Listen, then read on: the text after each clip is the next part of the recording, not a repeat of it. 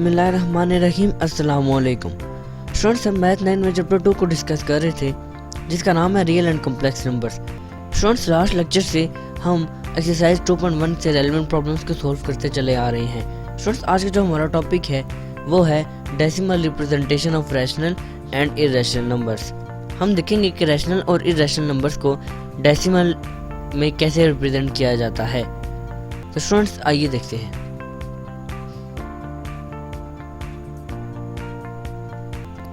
Ji students, decimal representation of rational and irrational numbers. Students, अभी हम देखेंगे कि रैशनल और इर्रेशनल नंबर्स को डेसिमल फॉर्म में किस तरह रिप्रेजेंट किया जाता है। स्टूडेंट्स, सबसे पहले हम देखेंगे कि रैशनल नंबर्स को डेसिमल फॉर्म में किस तरह रिप्रेजेंट किया जाता है। तो सबसे पहले हम लिखेंगे फॉर रैशनल नंबर्स कुछ इस तरीके से। स्टूडेंट्स, रैशनल नंबर में डेसिमल फॉर्म को रिप्रेजेंट करने के दो तरीके होते हैं। एक को टर्मिनेटिंग डेसिमल फॉर्म कहते हैं और एक को रिकरिंग डेसिमल फॉर्म कहते हैं। तो सबसे पहले हम देखेंगे कि टर्मिनेटिंग डेसिमल फ्रैक्शंस क्या होते हैं। स्टूडेंट्स, इसकी डेफिनेशन से आपको इसका बखूबी अंदाज़ा हो जाएगा। तो सबसे पहले हम इसकी डेफिनेशन देखते हैं। स्टूडेंट्स, इसकी डेफिनेशन में कहा गया है the decimal fractions in which there are finite numbers of digits in its decimal part is called terminating decimal fractions. Students, ऐसी डेसिमल फ्रैक्शंस जिसके अंदर फाइनाइट नंबर ऑफ डिजिट्स हों, यानी कि 0.25 बस। अगर 0.25 के बाद रिपीट होते जाते हैं तो वो टर्मिनेटिंग डेसिमल फ्रैक्शन में नहीं आएंगे। इसकी एग्जांपल्स देखते हैं ताकि बात ज़्यादा क्लियर हो जाए। एग्जांपल्स, स्टूडेंट्स, एग्जांपल में जो फर्स्ट एग्जांपल हमारे पास है वो है 2/5। अगर आप 2 को डिवाइड करें 5 में कैलकुलेटर की मदद से 2/5 करें तो आपके पास आंसर 0.4 आएगा। 0.4 के बाद और कोई डिजिट नहीं आ रहा, इसका मतलब कि 0.4 एक टर्मिनेटिंग डेसिमल फ्रैक्शन है। एक और एग्जांपल इसकी देखते हैं 4/8। अगर आप कैलकुलेटर पे 4 को 8 से डिवाइड करें तो आपके पास आंसर 0.5 आएगा, जो कि अगेन एक टर्मिनेटिंग डेसिमल फ्रैक्शन है। चूँकि ये रिपीट नहीं हो रहा, इस वजह से ये एक टर्मिनेटिंग डेसिमल फ्रैक्शन है। स्टूडेंट्स, फर्स्ट टाइप जो रैशनल नंबर्स की थी वो हमने डिस्कस कर ली। आइए अब दूसरी टाइप की जानिब मूव करते हैं। स्टूडेंट्स, सेकंड वन जो टाइप हमारे पास रैशनल नंबर्स की आती है वो है रिकरिंग डेसिमल फ्रैक्शंस, और इनको हम नॉन टर्मिनेटिंग डेसिमल फ्रैक्शंस भी कह सकते हैं। इसकी भी डेफिनेशन हम देखते हैं। The decimal fractions in which some digits are repeated again and again in the same order in its decimal part is called recurring decimal fraction. Students, इसकी डेफिनेशन में कहा गया है कि डेसिमल के बाद, पॉइंट के बाद कुछ डिजिट अगर रिपीट होते जाएं सेम ऑर्डर में, यानी कि अगर 2 है तो वो 2 2 2 रिपीट होता जाए, और अगर 3 6 है तो 3 6 3 6 रिपीट होता जाए, तो उसको हम कहेंगे कि वो रिकरिंग है या फिर नॉन टर्मिनेटिंग डेसिमल फ्रैक्शन है। इसकी एग्जांपल हम सबसे पहले देखते हैं। स्टूडेंट्स, इसकी एग्जांपल में फर्स्ट वन एग्जांपल हमारे पास है कि अगर आप कैलकुलेटर पे 2 को 9 से डिवाइड करें तो आपको एक रिकरिंग डेसिमल फ्रैक्शन मिलेगा। 0.222 अप टू 100 मिलेगा, जो कि कहीं भी ख़त्म नहीं होगा, इनफाइनाइट डेसिमल फ्रैक्शन है। स्टूडेंट्स, इसको आप 0.2 और 2 के ऊपर बार करके भी लिख सकते हैं। अब 2 के ऊपर बार जो है इसका क्या मतलब है। स्टूडेंट्स, आप देख रहे हैं कि पॉइंट के बाद सिर्फ एक डिजिट है जो रिपीट होते जा रहा है और वो 2 है। तो इस वजह से हमने 0.2 लिख कर 2 के ऊपर बार लगा दी। बार का मतलब ये है कि 2 नेवर एंडिंग है, वो कभी भी ख़त्म नहीं होगा, वो इनफाइनाइट डिजिट्स हैं। शॉर्ट सेकंड एग्जांपल भी देख लेते हैं। सेकंड एग्जांपल, अगर कैलकुलेटर पे आप 4 को 11 से डिवाइड करें तो हमारे पास 0.36 3636 अप टू 100। शॉर्ट्स, अब आप देख रहे हैं कि 0 के बाद एक डिजिट रिपीट नहीं कर रहा, 2 डिजिट्स रिपीट कर रहे हैं। 36 फिर अगेन 36 फिर अगेन 36 अप टू 100। बिल्कुल इसी तरीके से आप भी इसको 0.36 ऊपर बार करके लिख सकते हैं, और बार अगेन वही शो कर रही है कि 36 नेवर एंडिंग है। स्टूडेंट्स, आई होप तो आपको रैशनल नंबर्स की दोनों टाइप्स बहुत अच्छी तरीके से क्लियर होंगी। अब देखते हैं कि इस रैशनल नंबर्स में डेसिमल को किस तरह से रिप्रेजेंट किया जाता है। तो स्टूडेंट्स, अब हम देखेंगे कि decimal representation for irrational numbers. Rational numbers के लिए अभी हम देख चुके, अब हम देखेंगे कि इर्रेशनल नंबर्स में डेसिमल को किस तरह रिप्रेजेंट किया जाता है। तो हम लिखेंगे irrational numbers. Students, irrational numbers में डेसिमल फॉर्म ना ही रिकरिंग होती है और ना ही टर्मिनेटिंग, और यही हमारा पहला पॉइंट भी है कि the decimal representation for irrational numbers are neither terminating no repeating, यानी कि ना ही वो टर्मिनेटिंग होती है ना ही वो रिपीटिंग होती है। हाँ, वो इनफाइनाइट ज़रूर होगी, लेकिन वो ना ही टर्मिनेटिंग होगी ना रिपीटिंग होगी। इसकी एग्जांपल से हमें मालूम हो जाएगा इसकी फॉर्म्स के बारे में। फर्स्ट फॉर एग्जांपल हमारे पास √2 है। स्टूडेंट्स, आप जानते हैं कि इर्रेशनल नंबर्स में हमारे पास √ की सारी वैल्यूज आ जाती हैं, प्राइम नंबर्स। अब √2 आप देख सकते हैं कि ये नेवर एंडिंग है, ये ना ही रिपीट हो रही है और ना ही ये कहीं ख़त्म हो रही है। ये नेवर एंडिंग तो है स्टूडेंट्स, लेकिन ये रिपीट नहीं हो रही। रिकरिंग की 2 कंडीशन थी कि वो नेवर एंडिंग भी हो और उसके बाद पॉइंट के बाद डिजिट्स रिपीट भी हो। इसमें पॉइंट्स के बाद डिजिट रिपीट्स नहीं हो रहे। ये नेवर एंडिंग है, इस वजह से इर्रेशनल नंबर कहलाएगा। स्टूडेंट्स, याद रखिएगा इर्रेशनल नंबर सारे के सारे नेवर एंडिंग होते हैं। इसी तरह अगर आप सेकंड एग्जांपल में आप पाई की वैल्यू देख लें, तो पाई की वैल्यू भी हमारे पास 3.14 अप टू so on जा रही है। ये भी नेवर एंडिंग है और ये भी एक इर्रेशनल नंबर है। स्टूडेंट्स, आई होप सो कि आपको रैशनल और इर्रेशनल नंबर की डेसिमल फॉर्म का मालूम हो गया होगा। आइए अब इनसे रेलिवेंट एक्सरसाइज में जो हमारे क्वेश्चंस हैं उनको सॉल्व कर लेते हैं। स्टूडेंट्स, एक्सरसाइज 2.1 में सबसे पहले जो हम क्वेश्चन देखेंगे वो है क्वेश्चन नंबर 2। लास्ट 2 लेक्चर्स में हम एक्सरसाइज 2.1 के क्वेश्चन 1 और क्वेश्चन 4 को सॉल्व कर चुके हैं, और आज के इस लेक्चर में हम रिमेनिंग प्रॉब्लम्स को सॉल्व करेंगे। सबसे पहले हम क्वेश्चन 2 देखते हैं। इसकी स्टेटमेंट कहती है कि convert the following fractions into decimal fractions.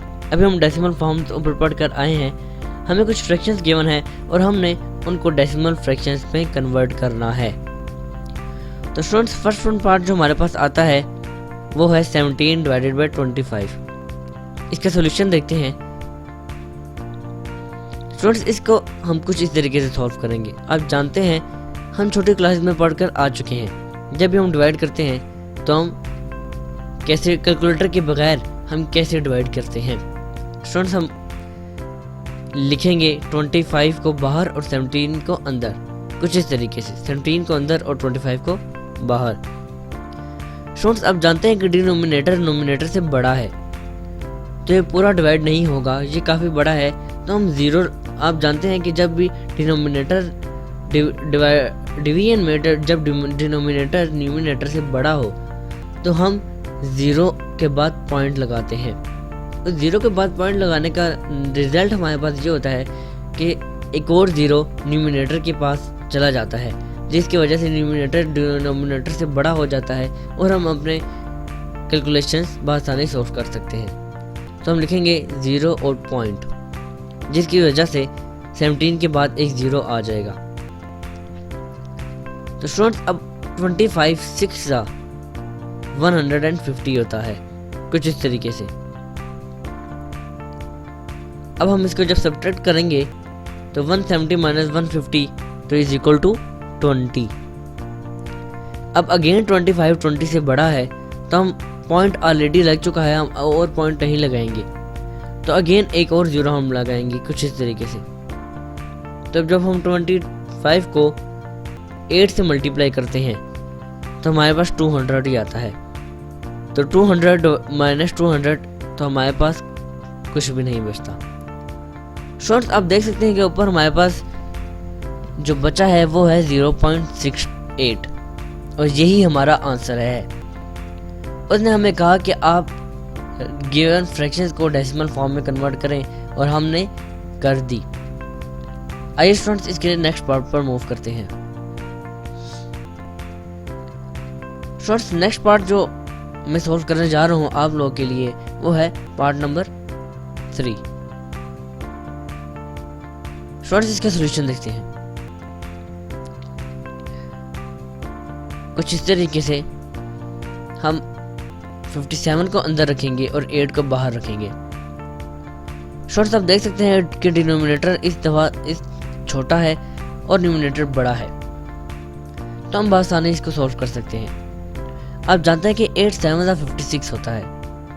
8 7 56, 57 minus 56 करेंगे तो हमारे पास 1 आंसर में 1 रिमाइंडर में आएगा। स्टूडेंट्स अब 1 अगेन 8 से छोटा है, इस वजह से हमें पॉइंट लगाना पड़ेगा। पॉइंट के बाद हमारा पॉइंट लगाएंगे और उसके बाद हमारे पास 0 जब लगेगा तो 10 हो जाएगा और 8 1 8 होता है, तो हम 8 1 8 लिखेंगे और हमारे पास 2 आंसर आएगा। जब 10 माइनस 8 होगा हमारे पास 2 रिमाइंडर में आएगा। अब अगेन 2 8 से छोटा है, दोबारा पॉइंट लगाने की ज़रूरत नहीं क्योंकि पॉइंट ऑलरेडी लग चुका है। हम अगेन 0 लिखेंगे 2 के साथ, 20 हो जाएगा और हम जानते हैं कि 8 2 16 होता है, तो हम लिखेंगे 8 2 16 और 20 माइनस 16 करने की सूरत में हमारे पास अगेन रिमाइंडर जो आएगा वो 4 आएगा। स्टूडेंट्स अब 4 के साथ हम 0 लगाएंगे, ऑलरेडी पॉइंट लग चुका है। अब 40 आया और 8 5 40 होता है, तो 8 5 40 और हमारे पास रिमाइंडर कुछ भी नहीं बचा और इससे हमारा ये प्रॉब्लम बहुत आसानी सॉल्व हो गया। अगेन हमने एक फ्रैक्शन को डेसिमल फॉर्म में चेंज कर दिया और डेसिमल फॉर्म इस तरह हमारे पास आई 7.125। तो स्टूडेंट्स हमारा क्वेश्चन नंबर 2 यहाँ पर ख़त्म होता है। रिमेनिंग पार्ट्स क्वेश्चन नंबर 2 के आप अपने तौर पर आसानी सॉल्व कर सकते हैं। आइए हम नेक्स्ट क्वेश्चन की तरफ मूव करते हैं। जी स्टूडेंट्स, नेक्स्ट क्वेश्चन जो हम सॉल्व करेंगे वो है क्वेश्चन नंबर 5। स्टूडेंट्स क्वेश्चन 2 के बाद क्वेश्चन 3 जो है वो ट्रू एंड फॉल्स है। उसमें हमें कुछ फ्रैक्शंस गिवन है और वो उन फ्रैक्शंस को कहता है कि रेदर ये टर्मिनेटिंग है या फिर ये रिकरिंग है। तो इसको आप अपने तौर पर बआसानी सॉल्व कर सकते हैं। हम मूव करते हैं क्वेश्चन नंबर 5 की जानिब। स्टूडेंट्स क्वेश्चन नंबर 5 में हमें कहा गया है कि give a rational number between 3/4 and 5/9। 3/4 और 5/9 के दरमियान में कोई कौन सा रैशनल नंबर आता है, हमने उसको बताना है कि वो कौन सा रैशनल नंबर है। तो स्टूडेंट्स बढ़ते हैं इसके सॉल्यूशन की जानिब। स्टूडेंट्स इसके सॉल्यूशन में स्टूडेंट्स याद रखिए, जब भी अगर हमें ऐसी स्टेटमेंट गिवन हो कि आप दो फ्रैक्शंस या 2 डिजिट्स के दरमियान रैशनल नंबर दें। अब 2 फ्रैक्शंस हमें गिवन है और वो कह रहा है कि इन दोनों फ्रैक्शंस के दरमियान में रैशनल नंबर कौन सा आता है वो आप हमें बताएं। तो स्टूडेंट्स वो हमने इसको बताना है। स्टूडेंट्स जब भी ऐसा क्वेश्चन हमें इस तरीके से दिया हो तो वो जो 2 फ्रैक्शंस हमें गिवन होंगी हम उन दोनों को ऐड करेंगे और ऐड करने के बाद जो उन दोनों का रिजल्ट आएगा उसको 2 पे डिवाइड कर देंगे और 2 पे डिवाइड करने के बाद जो हमारे पास आंसर आएगा वो रैशनल नंबर होगा इन 2 डिजिट्स इन 2 फ्रैक्शंस के दरमियान में। तो हम 3/4 और 5/9 को आपस में ऐड करते हैं कुछ इस तरीके से। हम लिखेंगे 3/4 प्लस 5/9। स्टूडेंट्स अब आप जानते हैं कि अगर सिंपल डिजिट्स होते तो हम उनको ऐड करके बआसानी अपना आंसर निकाल लेते, लेकिन यहाँ पर सिंपल डिजिट्स नहीं है, यहाँ पर फ्रैक्शंस है और फ्रैक्शंस में को जब भी ऐड किया जाता है तो ऐड करते वक्त नीचे डिनोमिनेटर को एलसीएम लेके उनका एलसीएम निकाला जाता है। अब एलसीएम निकालने का तरीका क्या है स्टूडेंट्स आइए देखते हैं। स्टूडेंट्स इस तरह आप एक टेबल बना लें और 4 और 9 को आप यहाँ पर इस तरीके से लिख लें। अब आप देखें कि 4 और 9 1 के टेबल के अलावा 4 किस टेबल में आता है। द आंसर इज 2 के टेबल में आता है। हम 2 को डिवाइड करेंगे, 2 को इधर लिखेंगे और आप जानते हैं कि 2 2 4 और 9 एज इट इज आएगा क्योंकि 9 2 पे डिवाइड नहीं होता, इस वजह से 9 को हम एज इट इज लाएंगे। अगेन अब 2 है और 2 पे डिवाइड होता है तो हम अगेन इसको 2 पे डिवाइड करेंगे और फिर 1 और 9 आएगा। एक जगह हमारे पास 1 आ गया और अब हमने 9 की जगह भी 1 लाना है। 9 को हम 3 से डिवाइड कर सकते हैं, तो हम इसको 3 से डिवाइड करेंगे तो आप जानते हैं कि 3 3 9 और अब 3 1 3 होता है तो हम अगेन लिखेंगे कि 3 और फिर 1 और 1। स्टूडेंट्स ये देखिए हमने बआसानी इन दोनों को डिवाइड करके इनकी सिंपलेस्ट 1 1 ले आए। अब स्टूडेंट्स आप देखिए कि ये जो सारे हमारे पास डिजिट्स आए हैं इन दोनों को जब हम मल्टीप्लाई करेंगे तो जो डिजिट हमारे पास आएगा वही एलसीएम होगा। स्टूडेंट्स ये बहुत पहले का और बहुत छोटी क्लास में ये हम कंसेप्ट एलसीएम लेने का सीख चुके हैं, तो तो इसमें कोई प्रॉब्लम नहीं होनी चाहिए। स्टूडेंट्स आप जानते हैं कि 2 2 द 4 और 4 3 द 12 एंड 12 3 द 36, तो हमारे पास जो एलसीएम आया वो 36 है। तो हम नेक्स्ट स्टेप में लिखेंगे कि 36 नीचे डिनोमिनेटर में 36। स्टूडेंट्स अब आपने न्यूमिनेटर को एज इट इज नहीं लिखना। स्टूडेंट्स अब एलसीएम 36 आया है, 36 को हम जो दो फ्रैक्शन हमारे पास गिवन है उनके एक एक करके उनके डिनोमिनेटर से डिवाइड करेंगे और फिर जो आंसर आएगा उसको ऊपर उनके जो न्यूमिनेटर है उसे मल्टीप्लाई करेंगे। अब वो कैसे? स्टूडेंट्स आप देखिए कि 4 के टेबल में 36 कितने ज़्यादा आता है, ज़रा डिवाइड करके देखते हैं कुछ इस तरीके से 36 और 4। स्टूडेंट्स अगर आपको 4 का टेबल याद हो, ऑफ कोर्स आपको याद भी होना चाहिए, तो आप जानते हैं कि 4 9 ज़ा 36 कुछ इस तरीके से, और हमारे पास आंसर कुछ भी नहीं बचा। तो यानी कि 4 का जो ऊपर आया है स्टूडेंट्स वो 9 है। 4 9 ज़ा 36। अब 9 को हम 4 के ऊपर जो न्यूमरेटर है उसे मल्टीप्लाई करेंगे यानी कि 3 से, और 3 9 ज़ा होता है 27। तो 27 एक हमारे पास आ गया। अब हम 36 को 9 से जो कि दूसरा डिनोमिनेटर है उसे डिवाइड करेंगे कुछ इस तरीके से, 36 डिवाइडेड बाय 9। स्टूडेंट्स होप्स हो कि आपको 9 का भी टेबल याद होगा।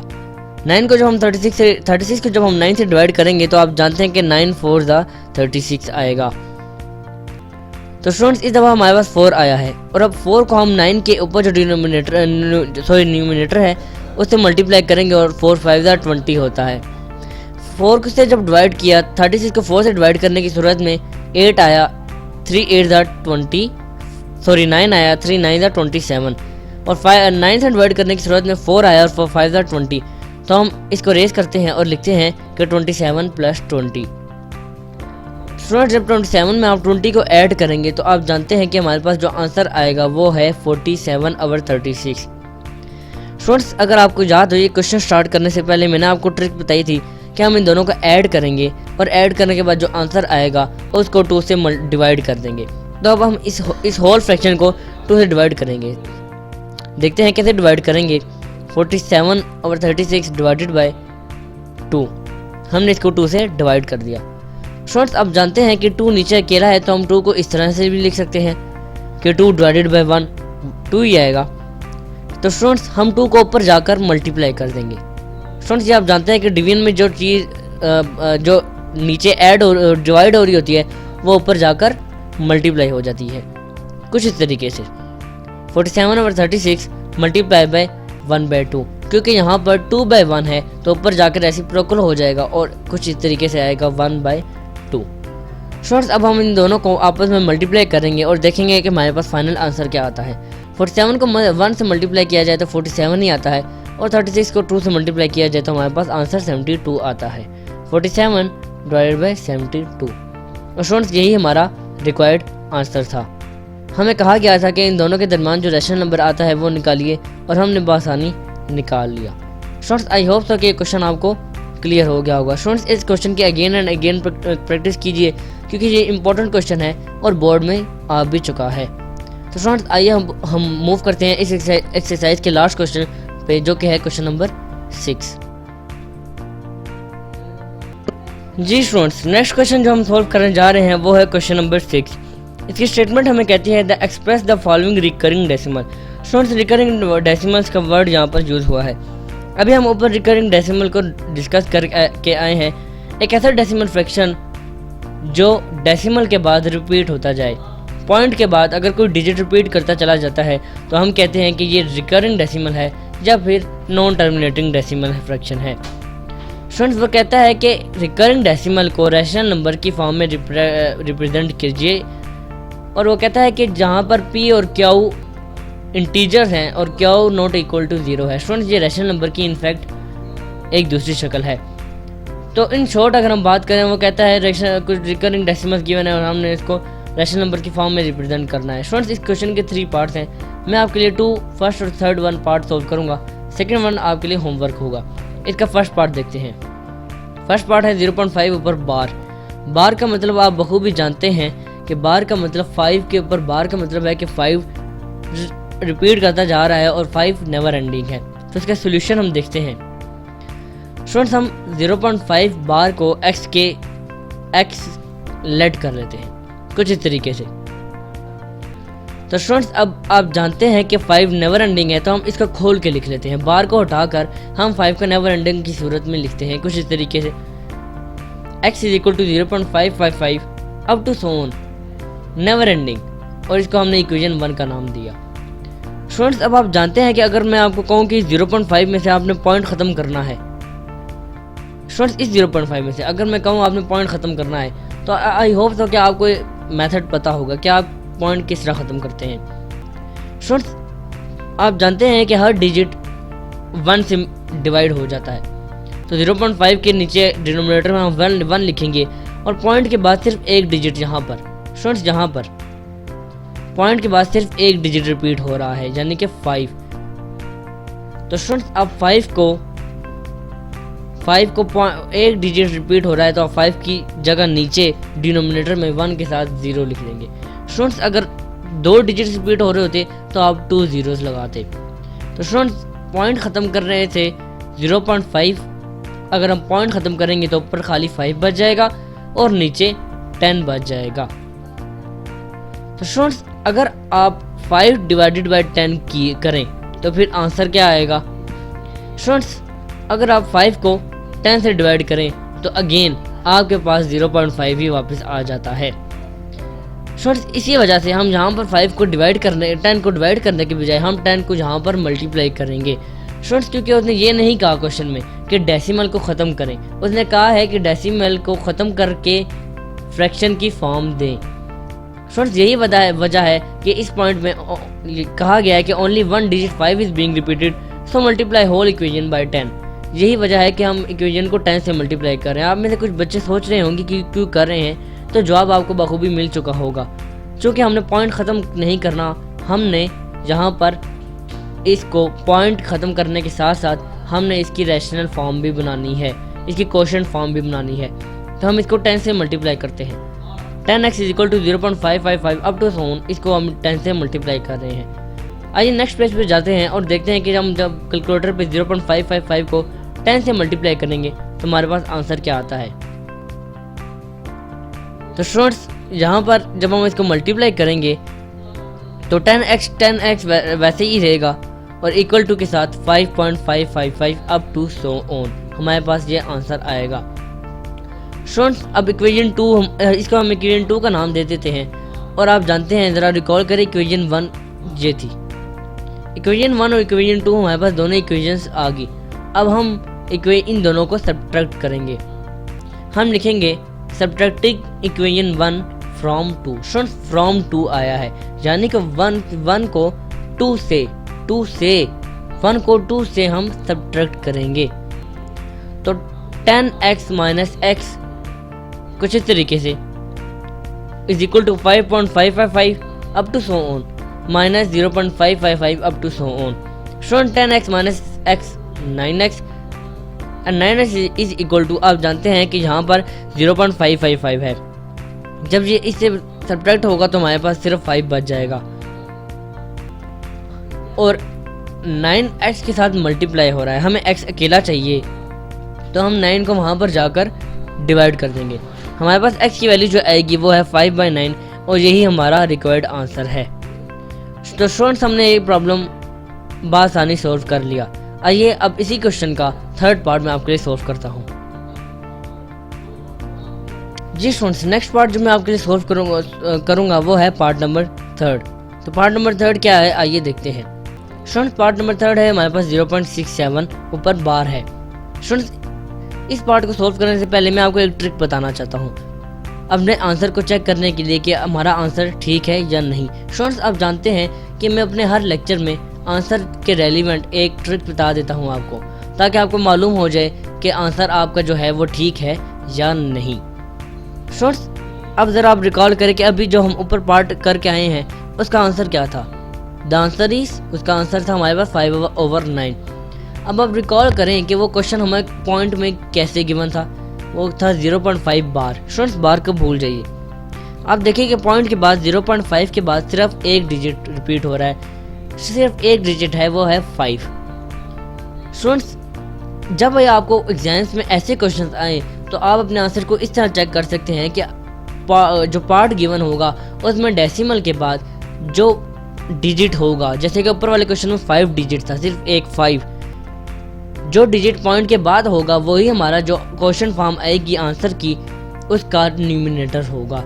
स्टूडेंट्स, जैसा कि लास्ट प्रॉब्लम में जो अभी हमने ऊपर सोल्व किया हमें 0.5 गिवन था और पॉइंट के बाद सिर्फ 5 था, तो जब हमने इसको क्वेश्चन फॉर्म में तब्दील किया तो हमारे पास न्यूमिनेटर में भी 5 ही आया। अब आप बताइए कि इस क्वेश्चन का आंसर का न्यूमिनेटर खाली क्या होगा। जी स्टूडेंट्स, द आंसर इज बिल्कुल 67, क्योंकि पॉइंट के बाद 2 डिजिट्स हैं, 6 और 7। 67 है पॉइंट के बाद, इस वजह से हमारा जो क्वेश्चन फॉर्म होगी उसके न्यूमिनेटर में 67 होगा। हम सॉल्व करते हैं और देखते हैं कि न्यूमिनेटर में 67 आता है या नहीं, तो हम मूव करते हैं इसके सोल्यूशन की जानिब।